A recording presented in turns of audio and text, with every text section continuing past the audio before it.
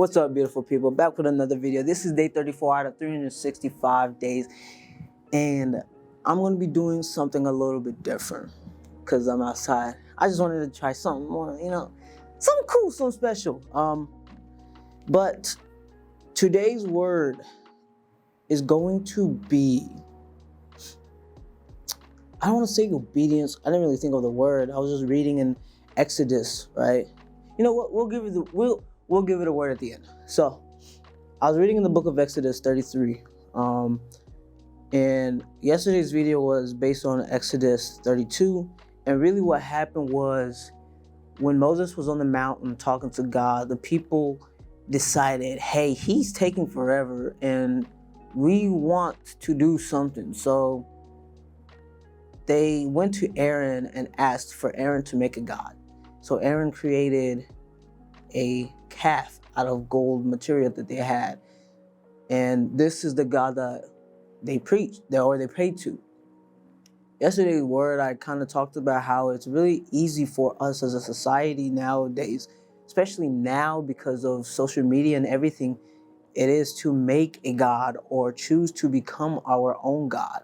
And within that midst of that, it brought wrath. God was angered. God was mad. Because he's like, how could you believe that I'm not with you or even decide to do such thing? So Exodus 33 verse 2 and 3 reads, "And I will send an angel before you to drive out the Canaanites, Amorites, Hittites, Perizzites, Hivites, and the Jebusites." I probably did not pronounce any of those names correctly. "But go up to this land that flows with milk and honey.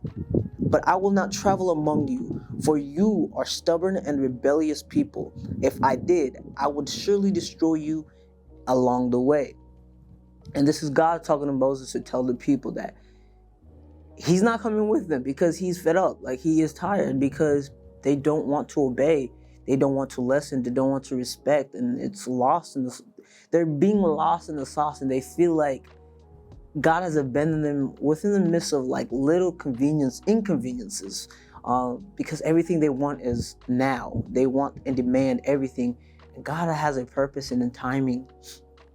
So given that this was in the Old Testament and we have a New Testament and a new covenant with God, our connection with God, although similar, is still different. So today, due to Jesus dying and having his blood shed for us, we are able to mess up and receive God's grace. Now, obviously, it's not purposeful, right? And that's what this message is about. This is a message to those who play in God's face, who try to play God as a fool and think and believe that just because God's grace is prevalent and consistent and God's love is unconditional, that they can do whatever they want. Like, God's grace does not equal niceness. God, so, and that's something that I like to tell people, is like, grace isn't nice, and God is all loving to those who love and obey him, but like, he doesn't hate and he's always accepting, but you are going to feel wrath. Like, you will anger him. Like, you're in a different position almost. No, not even almost. You are in completely a different position in terms of authoritative with God, because you also lack the state of relationship, parenthood relationship that God is trying to have with you. Tell God enough times that you want to live the life here on earth on your own and on your own terms, in your own way, and he will give you that. He will give you just that space that you desire. And the crazy thing is, like, we are going to desire the space away from God because we want to live the life that we want to live and have the control that we want to control, because he allowed us to think and feel this way by giving us the freedom of choice. Some of you guys might call it freedom of will or free will. But the thing is, without God's authority in our life, we will create different gods. We will become gods, or we will seek gods in general. Like, there's just so much thing that we will utilize or try to seek and find to fill the void that God has and created in our heart. And here's what you're going to learn, right? Everything earthly will never ever be sufficient in terms of filling that God-sized hole in your heart. And the devil is the closest you'll ever get to a state of sufficiency. But here's what's wrong with that, right? The devil is going to use you, break you, utilize you, right? But provide for you only to have you realize that God is real. You cannot believe and make a deal with the devil and insist that God does not exist. But he will fool you and tell you that God does not love you, God does this, God is that, because the devil is a liar. You're going to think things because the devil said so. You're going to believe things because the devil said so. And you're going to allow yourself to fall in hole and hell, which is eternal separation from God, because the devil is going to manipulate you. The devil is a manipulator and a liar. And all of that is going to be worthless when you realize that God truly exists, God truly was there, God truly was present, God truly loved you, God truly wanted a relationship with you, but you let that go because you wanted to utilize your free will and freedom of choice and decision to do whatever you wanted to do because you wanted to live the flashy life on earth that means absolutely nothing up in heaven. Because in heaven, God has everything provided for you. And even on earth, God is going to provide all your needs. You don't have to live a flashy life to be sufficient or happy. And this is why in the Bible, it talks about how it's really easy for poor people to make it up into heaven because it's a state of gratitude and humbleness. If you have nothing, you are humbled. So if you grew up in a family that didn't have a lot, you are more than likely going to live a humbled life.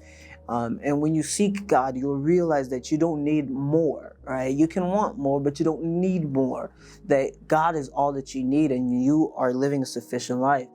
And it also says that a rich man's chance into making it into heaven is like fitting a camel through a needle hole, right? You're like, how does that possible? How does that make sense? And that's the exact point. It's hard for someone with money to humble themselves, to be in a position of giving and remove themselves from the materialistic adoration and love and desires because they want everything and more. That's why you see a lot of success for rich people continuously seeking for more and wanting more and constantly hungry. And the only way you really get to God with wealth, right, is humbleness. What are you doing with your money?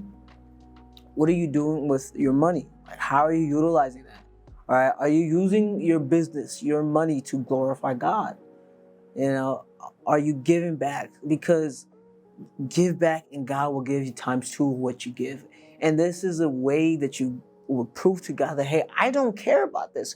I could lose this all tonight and wake up tomorrow with gratitude and grace and thankfulness because I need nothing else and I got you, my Lord.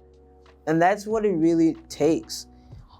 And so, honestly, I think the word of the day is gratitude. Like, I've spoken on gratitude before, but I think it's gratitude again because gratitude is the foundation of this relationship with God. Should we lack it, we lose eyesight on who God is and where God is wanting us and sending us, right, which is heaven.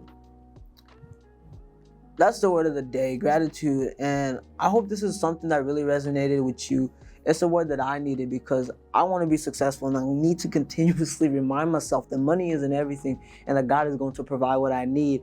And so I'm in a position where I continue to trust God and allow Him to use my goals and business to provide for His kingdom, which really has pushed me and motivated me to use my skill set to create videos on a regular basis. And I challenge myself to do 365 days of sharing the word. This wasn't what God told me, but all I knew is God told me to use my platform. However I wanted to use that is up to me, but I chose to utilize 365 days of devotion to devote my life and social media to God.